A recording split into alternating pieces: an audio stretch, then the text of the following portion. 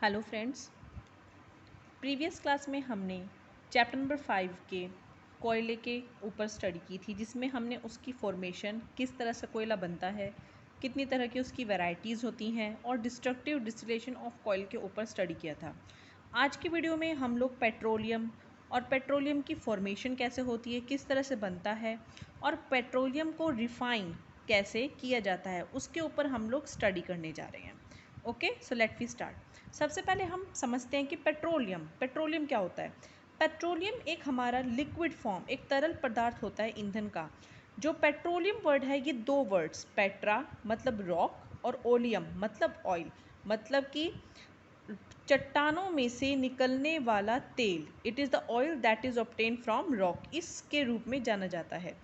Petroleum को जब हम लोग पत्थरों और चट्टानों के बीच में से निकालते हैं तब ये क्रूड ऑयल होता है, कच्चा ऑयल होता है, जिसका हम लोग डायरेक्ट यूज़ नहीं कर पाते हैं।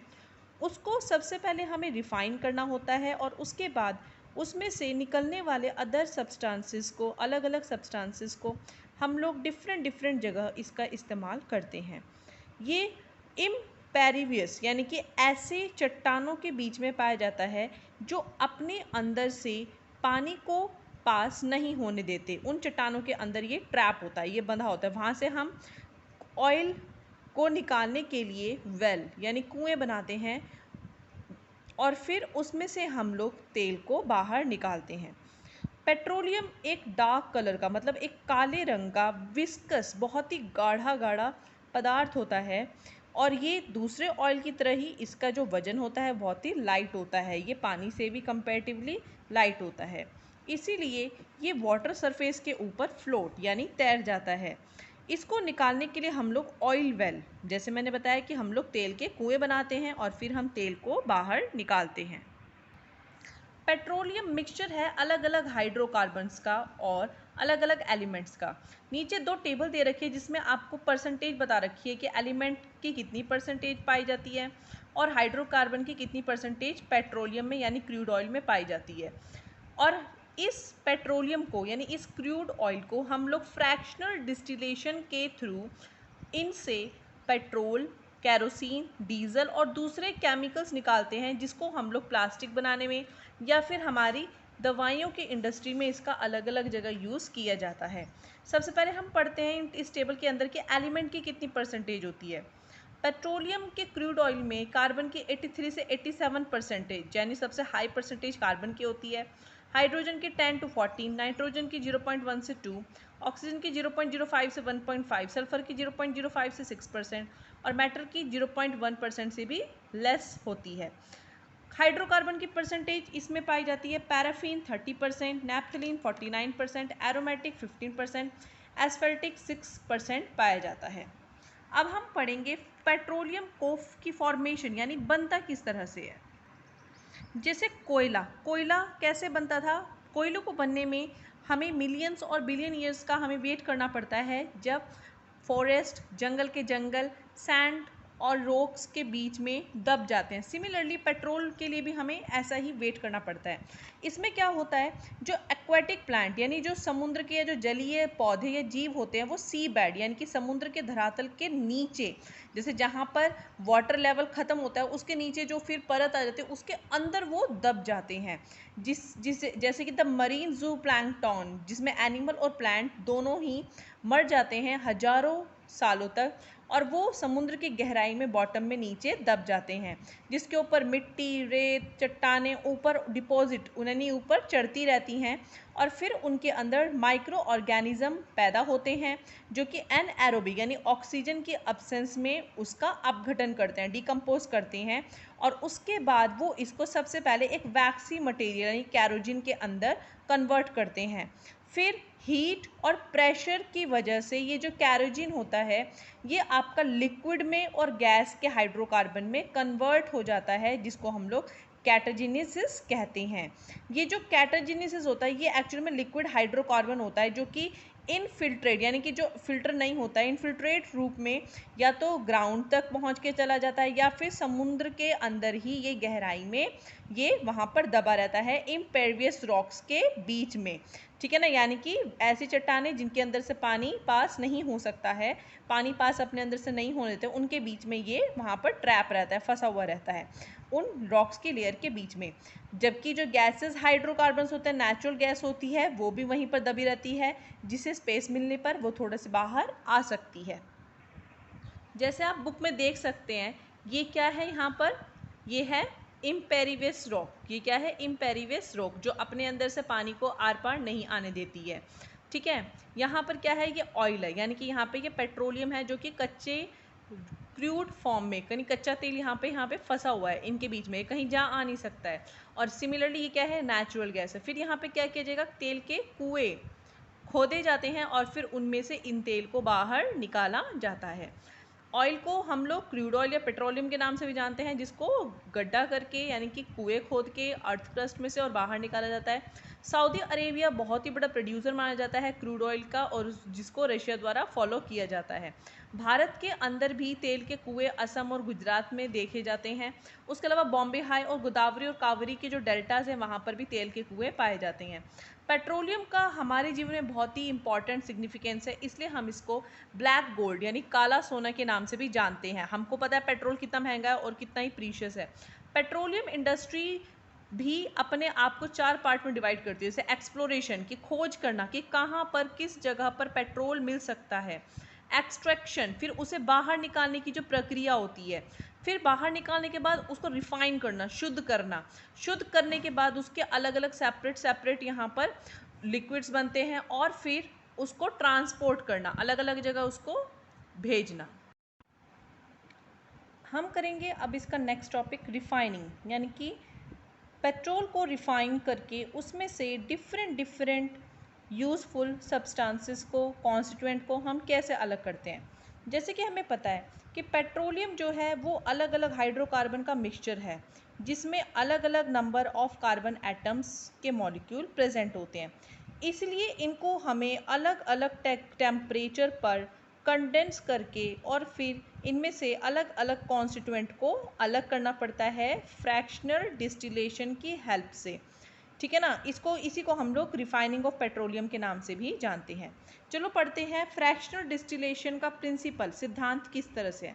आप देखेंगे सभी बुक के अंदर कि इसके अंदर ये एक आपको एक टावर जैसा आपको दिख रहा है। ये क्या है, आपका फ्रैक्शनल डिस्टिलेशन का टावर है, जिसके अंदर जो क्रूड ऑयल होता है, जिसे हम पेट्रोलियम बोलते हैं, कच्चा तेल होता है, उसको हम लोग इसके अंदर 400 डिग्री सेल्सियस पे गर्म करते हैं। और गर्म करने के बाद जब हम उसको इस टैंक के चैम्बर से पास करते हैं, तो जो 400 डिग्री सेल्सियस पर कॉन्स्टिट्यूएंट होता है वो नीचे आ जाता है, और जो बाकी जैसे जैसे करके, क्योंकि वेपर में कन्वर्ट हो जाता है, और हमें पता है वेपर को हम लोग कंडेंस करते हैं लिक्विड के अंदर, फिर कि जैसे जैसे करके ऊपर जाता है, ये डिफरेंट टेम्परेचर पर अलग अलग कॉन्स्टिट्यूएंट देता है, ठीक है ना। जैसे लुब्रिकेंट ऑयल, गैस ऑयल जिसे हम डीजल बोलते हैं, कैरोसिन, गैसोलीन, और सबसे लास्ट में हमें पेट्रोलियम गैस मिलती है, ठीक है ना।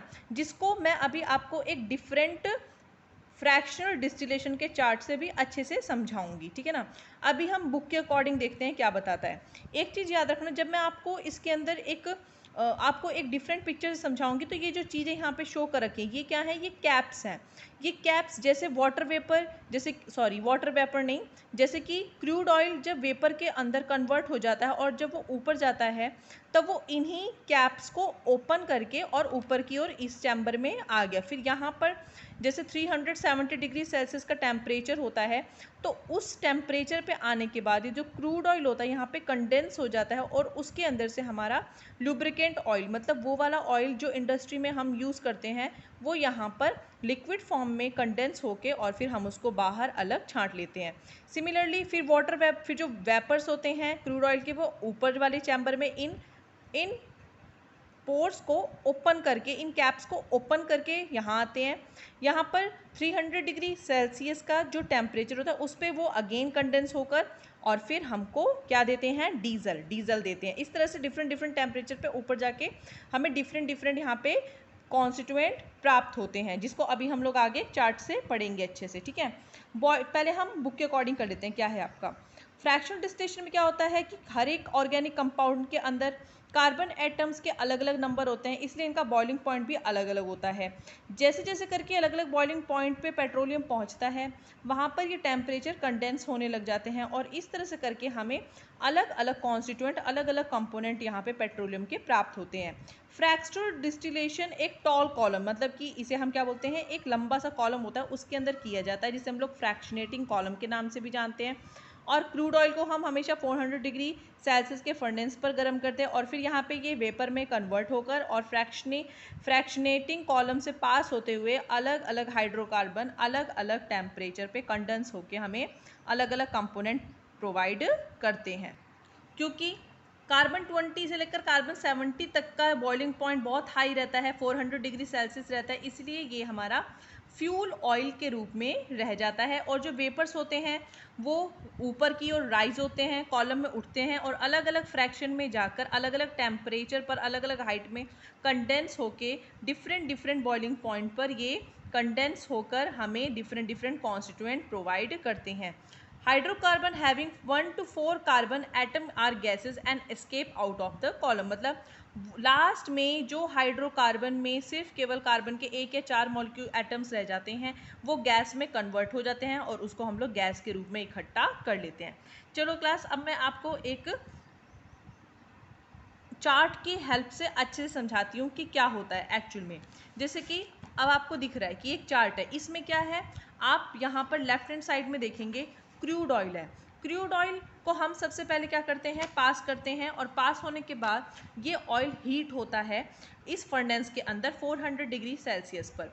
फिर जैसे जैसे करके ये अलग, अब ये कहाँ जा रहा है, ये आपका टॉल कॉलम के अंदर, यानी कि जो वर्टिकल कॉलम है इसके अंदर ये आपका ट्रांसफ़र हो रहा है। ट्रांसफ़र होने के कारण यहाँ पर ये क्या हो रहा है कि जो हमारा हाईएस्ट बॉइलिंग पॉइंट का जो क्रूड ऑयल है वो तो नीचे की ओर आ गया।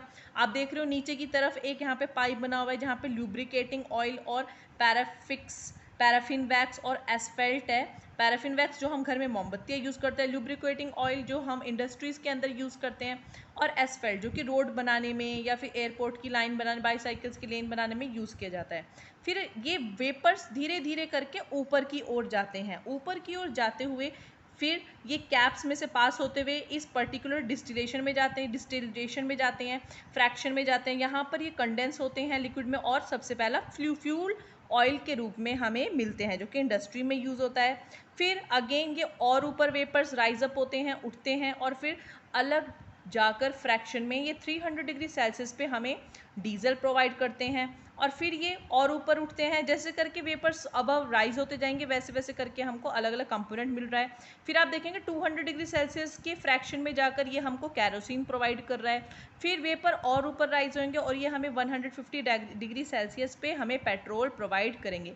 और लास्ट में जो सबसे टॉप में है जो 20 डिग्री सेल्सियस है, वहाँ पे ये हमें गैस यानी पेट्रोलियम गैस के रूप में मिलेंगे, जो गैस आपकी ब्यूटेन और प्रोपेन की होती है। इस तरह से करके हम लोग पेट्रोलियम को अलग अलग फ्रैक्शन डिस्टिलेशन के हेल्प से अलग अलग हम इसके कंपोनेंट प्राप्त करते हैं। तो आज की वीडियो में हम सिर्फ इतना ही करेंगे। Thank you.